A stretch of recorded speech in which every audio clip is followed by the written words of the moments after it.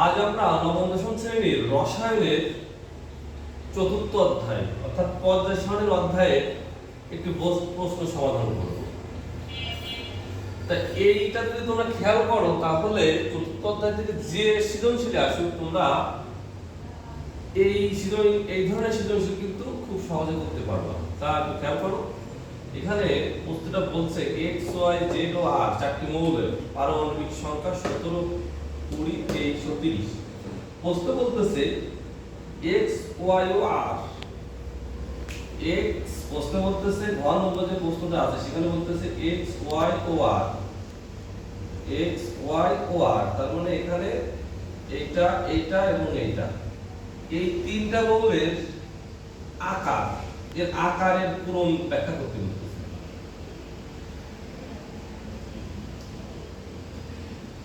আকারের ক্রম ব্যাখ্যা করার জন্য তোমাদের পর্যায় সারণীটা একটু খেয়াল রাখতে হবে, মাথায় রাখতে হবে, এবং আমি যেটা এখন দেখাবো এটা যদি তোমাদের মাথায় থাকে তাহলে যে ধরনের প্রশ্নই আসুক এবং যদি বলে আকার ব্যাখ্যা করতে হবে বা ব্যাসার্ধ ব্যাখ্যা করতে হবে, পারমাণবিক ব্যাসার্ধের ক্রম ব্যাখ্যা করো বা আকার ব্যাখ্যা করো, তাহলে কিন্তু তোমরা পারবা।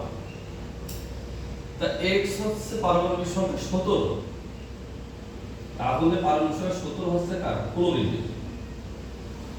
y হচ্ছে 20, 20 মানে ক্যালসিয়াম, আর মানে 30, 30 মানে হচ্ছে জিঙ্ক। এই তিনটা মৌল আছে। তা এই তিনটা মৌল প্রথমে লিখতে হবে যে x y z এর পারমাণবিক সংখ্যা 17, 20 ও 30। তাহলে এই মৌলগুলো হবে ক্লোরিন, ক্যালসিয়াম ও জিঙ্ক। এইটা প্রথমে তোমরা লিখে ফেললে। এর পরবর্তীতে ক্লোরিন 17 এর ইলেকট্রন বিন্যাস করে ফেলবে তোমরা। s2 2s2 2p6 3s2 3p6 ও 3p6 রাখবেন, এখানে 5 হলে 17 হয়ে যাচ্ছে। এখানে পর্যায় এবং গ্রুপ হচ্ছে, পর্যায় হচ্ছে 3 আর গ্রুপ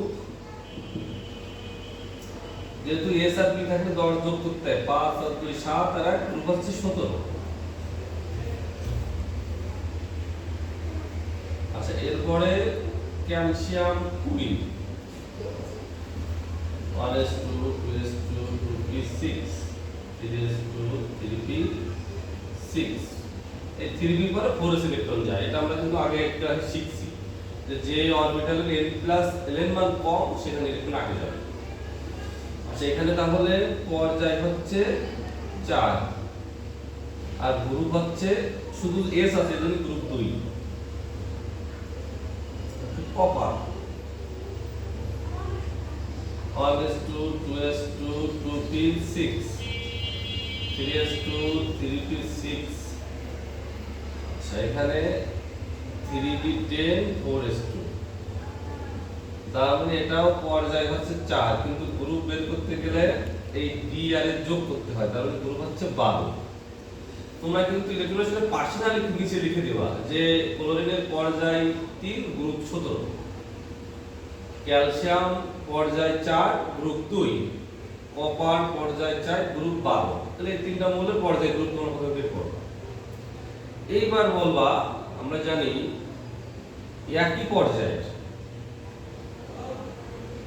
যেহেতু ক্লোরিন হচ্ছে উপরে এবং এর নিচের পর্যায়ে একই পর্যায়ে, এটা তো তৃতীয় পর্যায়। চতুর্থ পর্যায়ের মৌল হচ্ছে একটা হচ্ছে ক্যালসিয়াম আর একটু দূরে যে হচ্ছে কপার। একটু খেয়াল করো তোমরা, এই কিন্তু পর্যায়। এখন এইটার গ্রুপ ছিল 17, কপার হচ্ছে, তাহলে একটু দূরে লিখি তাহলে তোমাদের বুঝতে সুবিধা হবে। তার মানে এইটা এখানে 17, এইখানে ক্লোরিন আছে, এইখানে কপার আছে, কপার হচ্ছে 12, ক্যালসিয়াম হচ্ছে 2। আচ্ছা, পর্যায়গুলো আমি লিখে ফেললাম। এখন খেয়াল করো 3 নম্বর পর্যায়ে একটি মৌল আছে, 4 নম্বর পর্যায়ে দুটো মৌল আছে। আমরা পর্যায় গ্রুপ বের করার পরে আমরা লিখব, আমরা জানি যে একই পর্যায়ের যত বাম থেকে, খেয়াল করো, যত বাম থেকে এদিক থেকে, যত বাম থেকে ডানে যাওয়া যাবে তো তত পারমাণবিক সংখ্যা বৃদ্ধি পায়।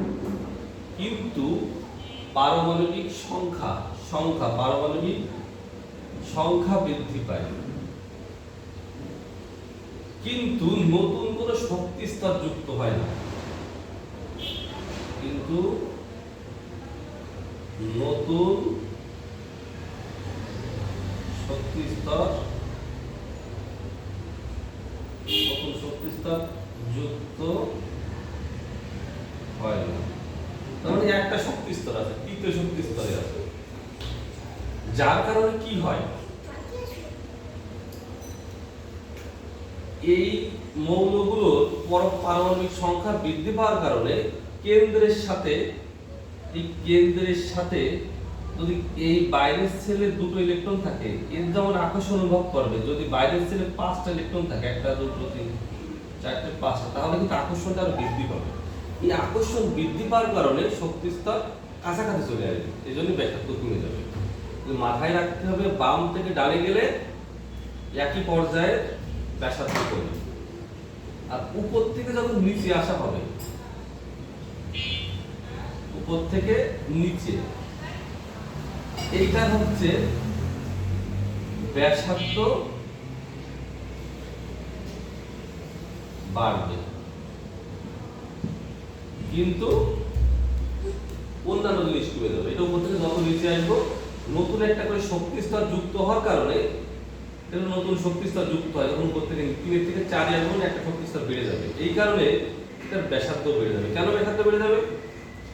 এই দুটো মৌল এটি টানতে ছিল কেন্দ্রের দিকে, কিন্তু এটা যদি আর একটা শক্তি স্তর বৃদ্ধি পেয়ে যায়, তখন কিন্তু কেন্দ্রের সাথে দূরত্ব বেড়ে যাবে। কেন্দ্রের সাথে কি হবে?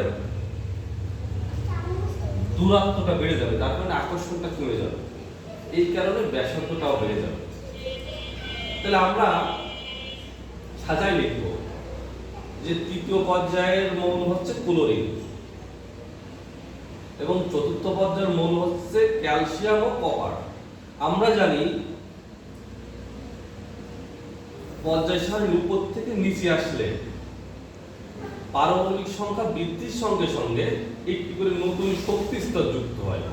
উপর থেকে নিচে আসলে পারমাণবিক সংখ্যা বৃদ্ধির সঙ্গে সঙ্গে একটি করে নতুন শক্তি স্তর যুক্ত হয়, যার কারণে কেন্দ্রের সাথে বাইরের ইলেকট্রনের আকর্ষণ কমে যায়, যার কারণে ব্যাসার্ধ বাড়ে।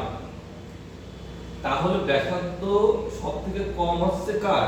ক্লোরিনের। আমরা তাহলে বলতে পারবো ক্লোরিন হচ্ছে ব্যাসার্ধ সব থেকে কম। এরপরে চতুর্থ পর্যায়ে আমরা জানি যে একই পর্যায়ে যত বাম থেকে ডানে যাওয়া যায় তত ব্যাসার্ধ কমে। তাহলে কপার আর যে ক্লোরিন আছে, কপারের থেকে কিন্তু ক্লোরিনের ব্যাসার্ধ বেশি হবে, কারণ কপারের পারমাণবিক সংখ্যা 20 আর এইটা হচ্ছে 30। যেহেতু একই পর্যায়ে বাম থেকে ডানে যাচ্ছি, এইখানে যখন যাবে শক্তি স্তর কিন্তু একই থাকবে, কিন্তু বাইরের ইলেকট্রন বৃদ্ধি পাবে, যার কারণে কেন্দ্রের সাথে বাইরের ইলেকট্রনের আকর্ষণ বৃদ্ধির কারণে শক্তি স্তর কাছাকাছি চলে যাবে, ব্যাসার্ধ কমে যাবে। তার মানে ক্লোরিন পরে আসবে কপার, কপারের পরে হচ্ছে ক্যালসিয়াম। এইটা হচ্ছে পারমাণবিক আকারের একটা ক্রম। এইভাবে তোমরা যদি ব্যাখ্যা করো, তাহলে খুব সহজে পারমাণবিক আকার বা ক্রম ব্যাখ্যা করতে পারো। শুধু মাথায় রাখতে হবে একই পর্যায়ে